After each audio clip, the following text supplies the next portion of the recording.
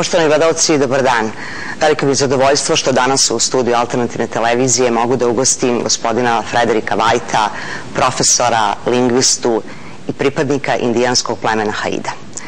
Mr. White, welcome to ATV, to Banja Luka.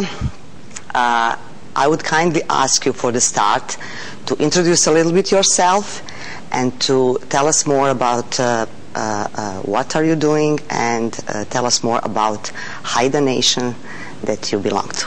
Good. I am from Prince Rupert in Canada, which is just below Alaska, and I was born quite a long time ago. My mother's from Haida Gwaii, and she is Haida. I left Prince Rupert to go down to Los Angeles in 1980, and then started my studies in 1984, and kept on studying until 2001 when I finally completed my PhD in applied linguistics. Currently my job is at Slippery Rock University, where I teach English, and the courses that I teach include composition, includes linguistics, a general introduction to linguistics, Native American literature, Latino literature, and a general introduction to literature. Haida nations that you belong to call themselves eagle and ravens people. Yes. What does that mean? I mean, how that corresponds with everyday life? Could I show you on the flag here? This is a very important flag. Yeah. We have, this is the symbol of the Haida Nation, and the Haida Nation has two clans. One is the eagle, and you can tell the eagle because it has the curved beak, and this is the raven. And you see that it's joined together, so that means we are one people. And as one people, we have two different clans, though, the raven and the eagle. If I were to marry, for example, somebody who was Haida as an eagle, I cannot marry anybody unless they are raven. Really? And I get my my clan from my mother. My mother is the one that has the clan, so it doesn't matter who my father is. Well, it does matter, but it's more important that the mother gives me my clan. So she was eagle, and I'm eagle. My sisters and brothers are eagles. Normally in a situation like this, the important people in your family are related to your mother.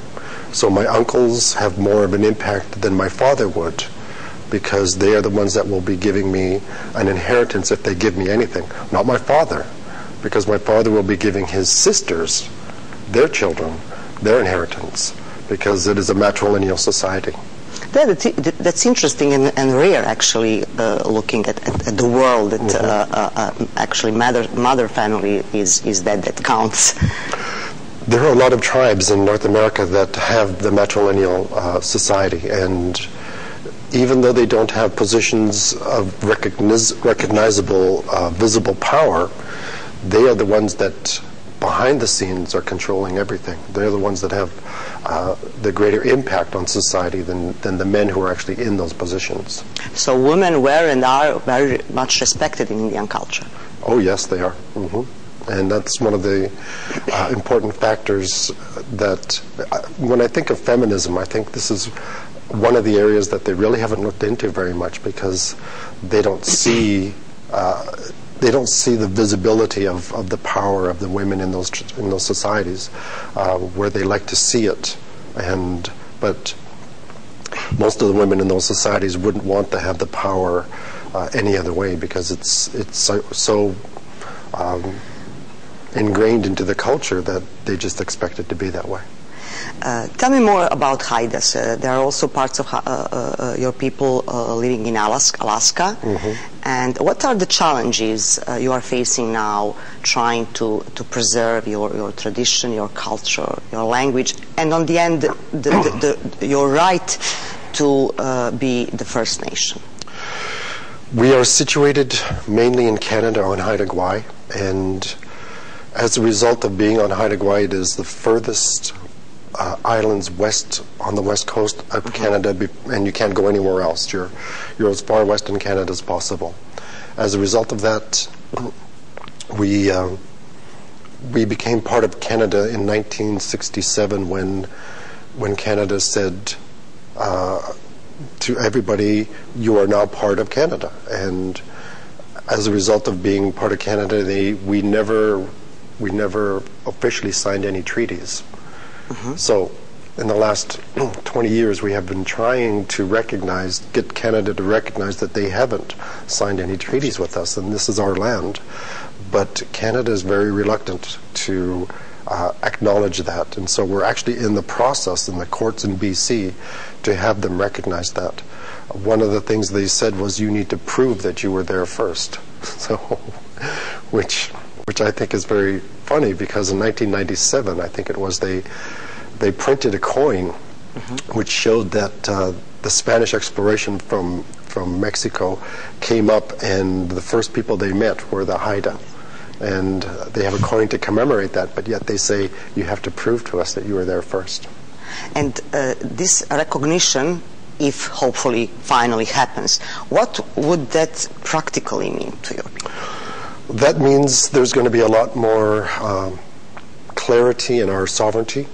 This is one of the major factors that is prominent with Native Americans, whether they're in Canada or United States. The issue of sovereignty, what that means to be a nation within a nation, and that allows the nation itself to determine freedom to make choices concerning their own land. The land is very important. Logging is very important. In Haida Gwaii, you have some of the oldest trees and some of the biggest trees in the world, and of course logging companies like that. So we don't have any say right now on who or where this is happening, and it's our land. Fishing and mineral rights, there are situations that, for example, fishing season, that would allow us to go fishing anytime we want, but currently there are restrictions because the government doesn't allow fishing, and because of the depletion of the sources, which is true because it's being overfished, and especially salmon, for example. Salmon and herring. But it's not your fault. We don't eat it all, so I know we haven't eaten it all. There and try to get some, and because there are other people that this is their livelihood, that are not Native American, they seem to be resentful that we have the opportunity to go first. So there's a lot of conflict there, and they don't appreciate the fact that this was our territory. And in fact, this is our territory now, that they are actually visitors to our territory coming in and taking our own resources. One of the things that's very interesting about the Haida is the perception of the world. When you see the Western frame of mind and you see blessings coming from God, it's usually from the heaven down to us. When you look at the Haida perspective, it comes from the water, from the ocean up to us. So it's a very different perception of the blessing, because we have our livelihood from the oceans. Most of the food that we eat is from the ocean, and we just have a very bountiful experience with the ocean. Actually, that is exactly what I wanted to ask you. I mean, the basic perception on American and Canadian, on Indians generally, that we got is the one we were getting from American Western movies. And it is, those movies mainly are dealing with past and are dealing obviously on an inappropriate way. What is wrong with this picture we got from these movies, and what does it mean to be Indian now? What's the essence of the Indian identity now? Those are very good questions. The first part, dealing with what Hollywood has done to the Native American culture.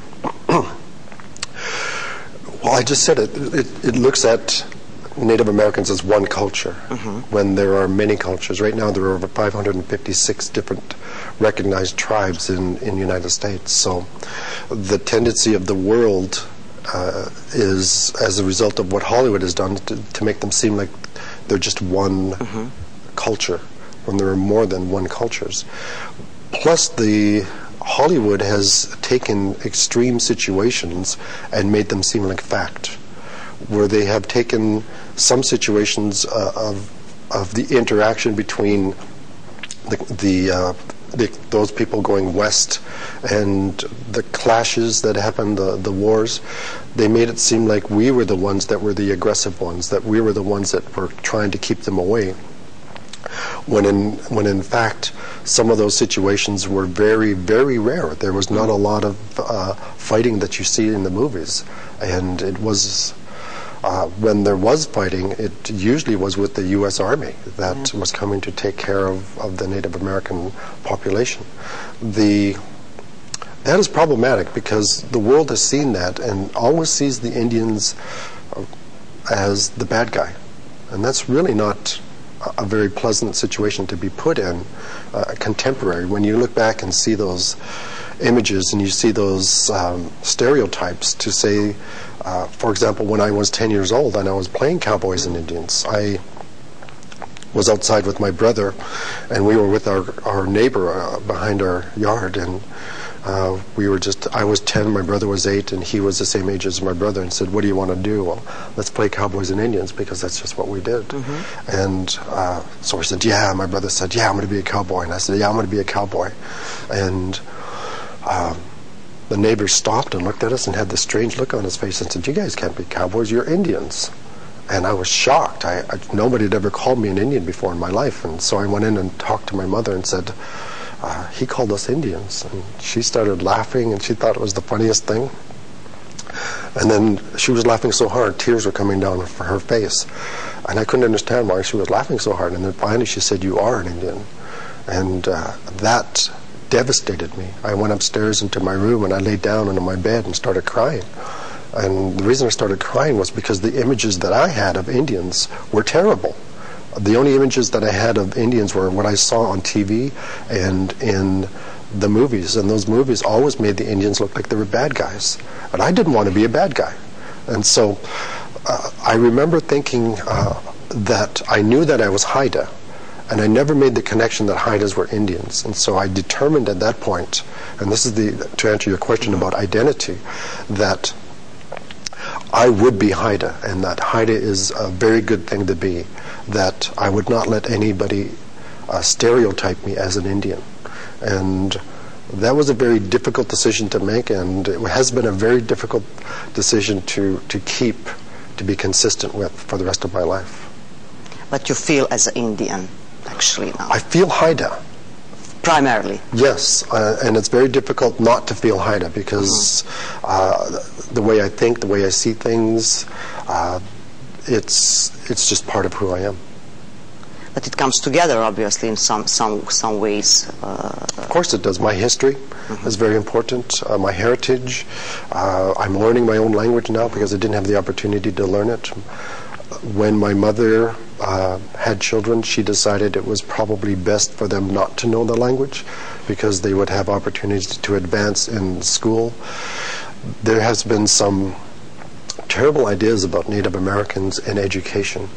One of them was that it was impossible for them to have 2 languages in their head. If they did, they would go crazy, or they would go mad because they didn't have the brain capacity as Europeans did to know more than 1 language. So it was a terrible stereotype that has affected us, and education has been a very difficult transition from the informal setting where what determined what I would learn would be based on who I'd be with and what was important to learn. So the things that I learned in a traditional setting would be very practical, things that would make me knowledgeable in how to provide for my family and how to survive.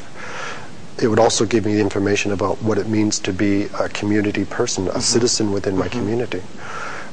Formal education in the Canadian and American frame of reference really doesn't do that. It gives me information about math and science, but it doesn't give me that knowledge as to how it's going to affect my life and prepare me to be an adult and prepare me to be part of the community.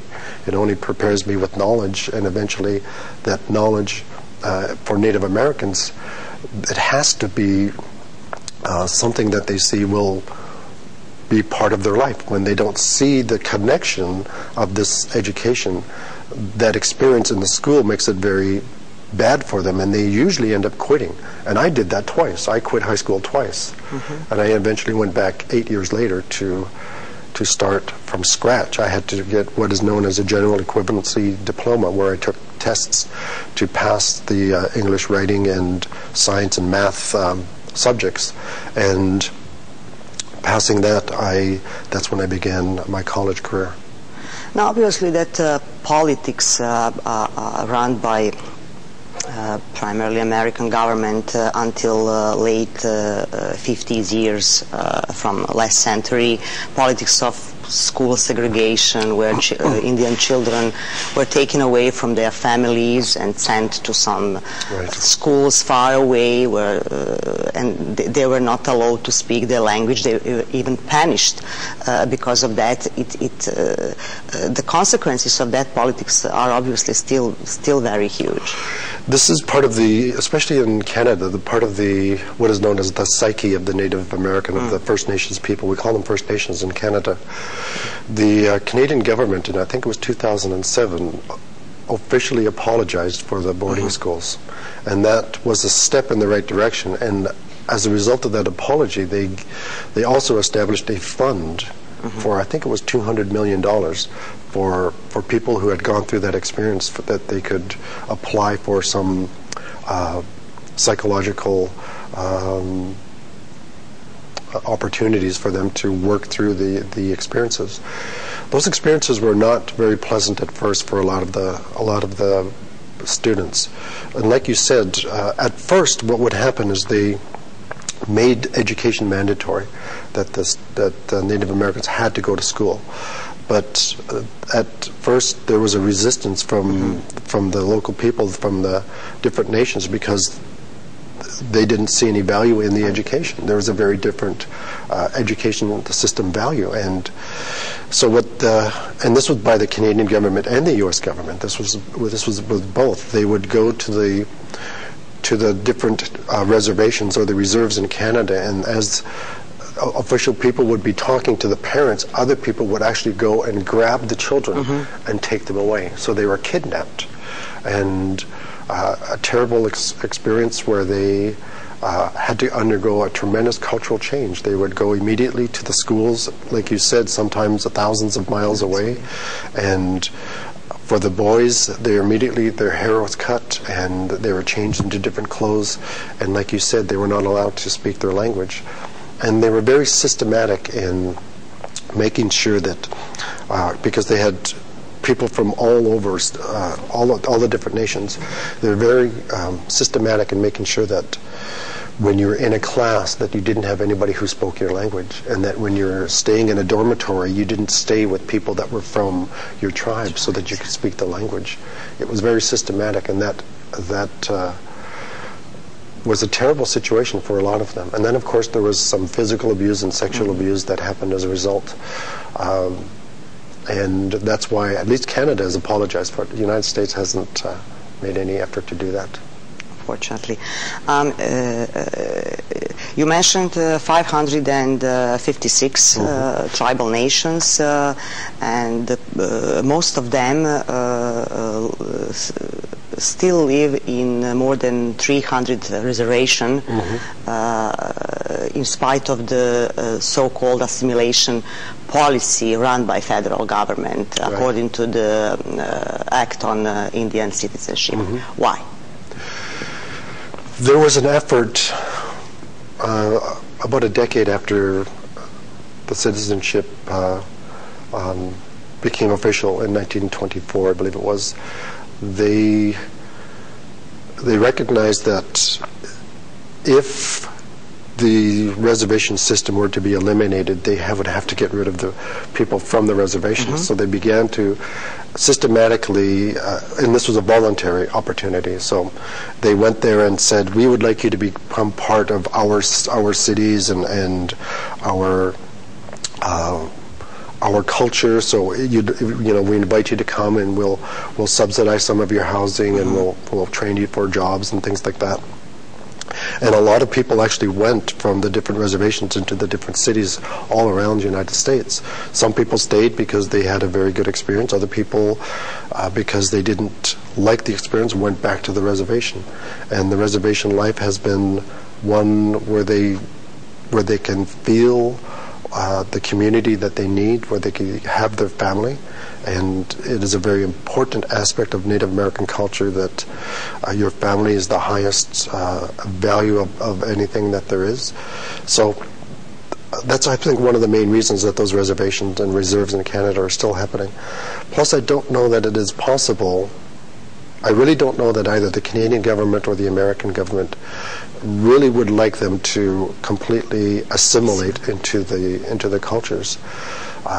It's interesting because when you talk about the images that you encounter for the different states or the different provinces in Canada, one of the things that we were talking earlier, and we mentioned tourism, one of the things that is a drawing factor to come to Prince Rupert or to come to British Columbia is the Native Americans. And so, and you see this all over the States as well. And so it was very interesting.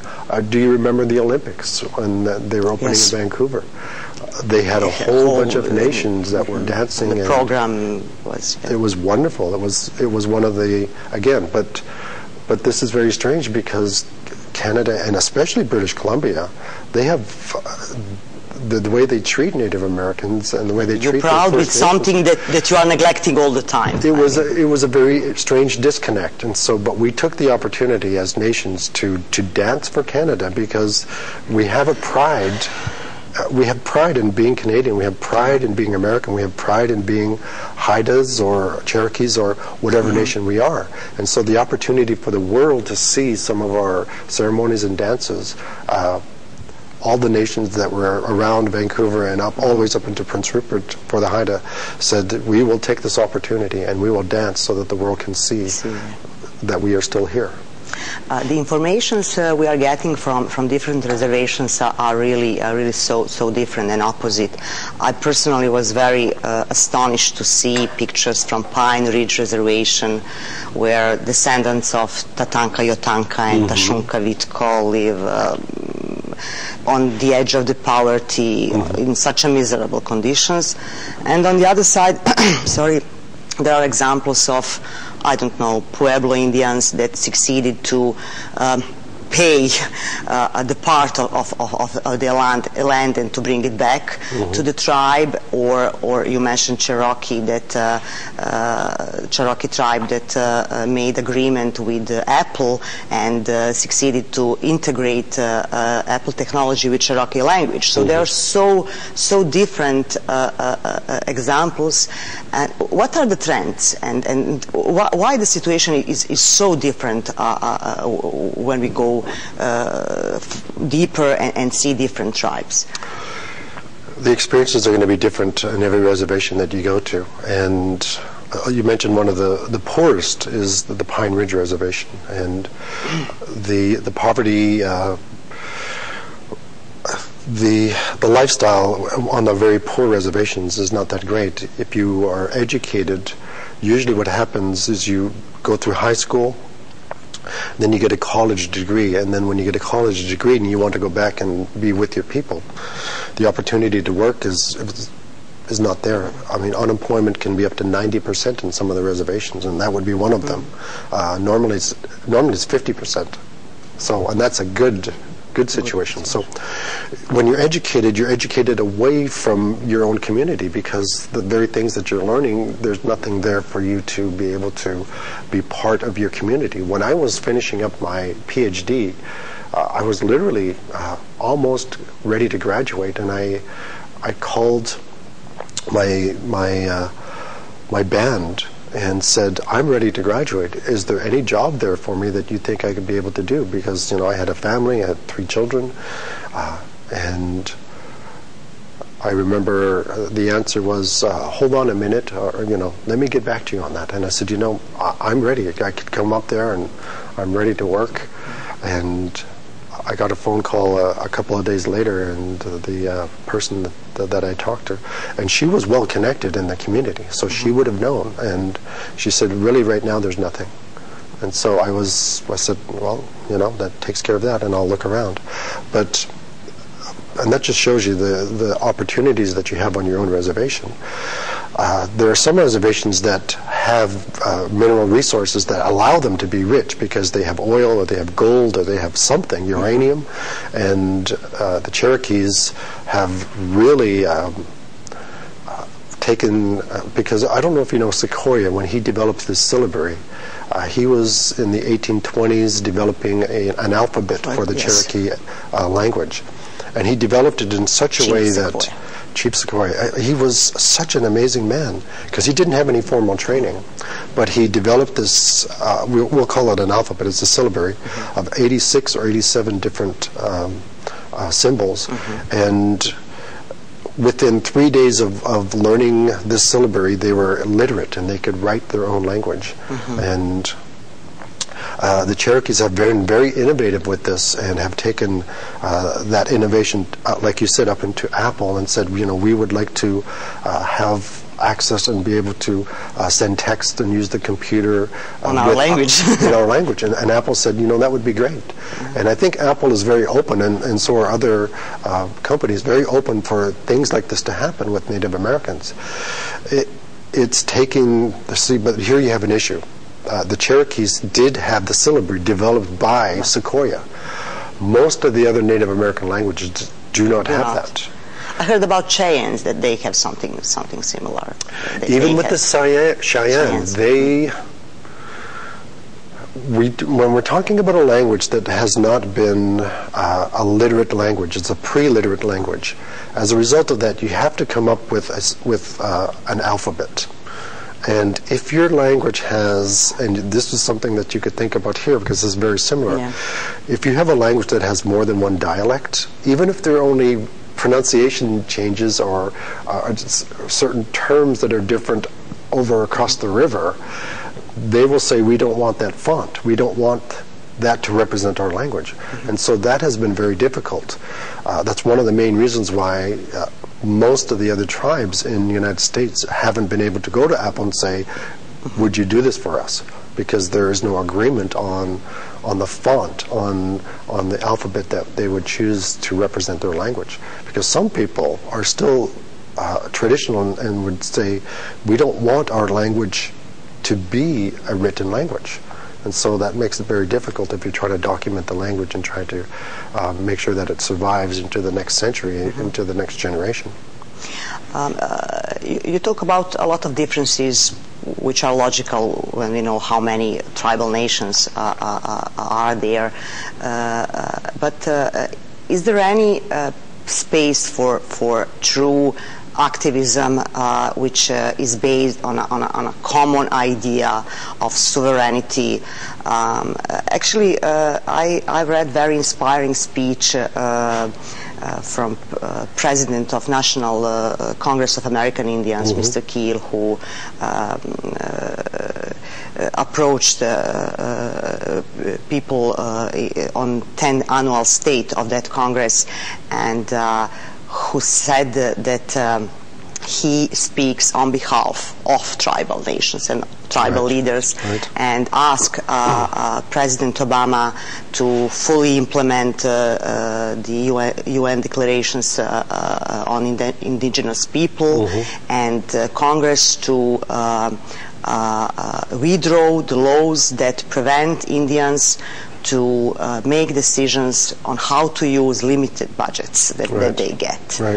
What are the possibilities I think it's to really put the let's say common Indian agenda on a political table and to do some really crucial changes? Do you see that can happen in the recent future? When you look at American history, we have a cycle of popularity where sometimes Native Americans are very popular, and then the cycle just goes way down. Right now, I think we're right here. And it's not necessarily because it's a bad situation. It's more of a situation when we're talking about a very famous American or English saying, out of sight, out of mind. So when we're out of mind, our popularity goes, or out of sight, it goes down here. When it goes back up, I think it'll change. to unify 556 different nations is going to be very difficult, and to get one voice for all those nations, like you said, sovereignty is going to be a very important aspect. But right now, there's enough sovereignty that there doesn't seem to be a need for everybody to come together to deal with certain issues, because it depends on where the reservation is as to what are the issues that reservation will be. The Seminoles in Florida are very happy to be where they are, and there's not a lot of issues that they deal with. The Navajos have a very different situation because on their land there's uranium, and that's a very important discovery. And so they're keeping that, but they don't want to do anything with it, which is a problem because the American government would like to go in there and, of course, mine that uranium. And why they don't? They are afraid that that will spoil their way of life, and that will... They're not interested. They don't see it as anything at this point that is going to... It's not part of their life. It just happens to be on their land. And they don't necessarily want to take it and to do with it what the American government says this is really important to our economy, our way of life, because what it'll do is it'll destroy the habitat, the land, the access to the land, and eventually they will have to just, shun that area because it's going to be taken over by American government or American companies that are interested in doing that. So at least right now the American government has said, would you let us go there? And the Navajo said, no, not right now. And the American government has honored that. So that's a good thing. No, it's interesting. It seems to me that most of Indians still live according to the words of Dakota Rahpeton Ohiesa chief, who said that actually that the love for possessions is something that needs to be really controlled, and that this material part, if it's allowed, can disturb the spiritual balance of the man. Is that a prophecy? I think that it seems to me that what we are witnessing now, looking at the Western civilization, is exactly that the spiritual balance of the man is dramatically endangered and disturbed. I think you're right, because it seems like the more materials you have, the more materials have you. And as a result of the materials having you, you are not focused on issues that are dealing with the spiritual because you're too concerned about the things that are material. But obviously there is something that, and I think we will try to make end of this conversation with that, there is something that is very much inspiring people around the world when it's about Indian way of thinking, in spite of this picture that we were talking about that has been taken from American movies. What is that makes people love Indians in spite of that? Well, I think one of the important things is that Native Americans have tremendous pride in who they are. They have tremendous pride in where they come from, and they have tremendous pride in their existence, which are, three things that are very important, and three things that have been a battle ever since Columbus has come over to the United States, to the Americas, but the thing I think that is very important when you talk about spirituality is not something that is compartmentalized into different parts of your day. This is where I'm going to be spiritual. This is where I'm not going to be spiritual. This is the time for prayer or something like that. So it encompasses the whole being, and it encompasses the whole day. It encompasses your whole life. One of the things that I think it is Blackfeet. One of the sayings that the Blackfeet has is, today's a good day to die. And it's not because they are suicidal. It's because as they look over their life, they have recognized that their life is full, it's complete, and as a result of that, if they were to die, then they go to a better place. Death is a very important aspect in all Native American cultures, and it's a transition. And so how you live now is going to affect where you will be when you transition into the next life. Yeah, and Chief Seattle said there is no death, there is just change of worlds. That's right. That's right. And the land is going to remain. That's right. Thank you very much. Thank you for having me. Poštovani gledalci, bio je ovo profesor Frederick White, Haida Indijanac.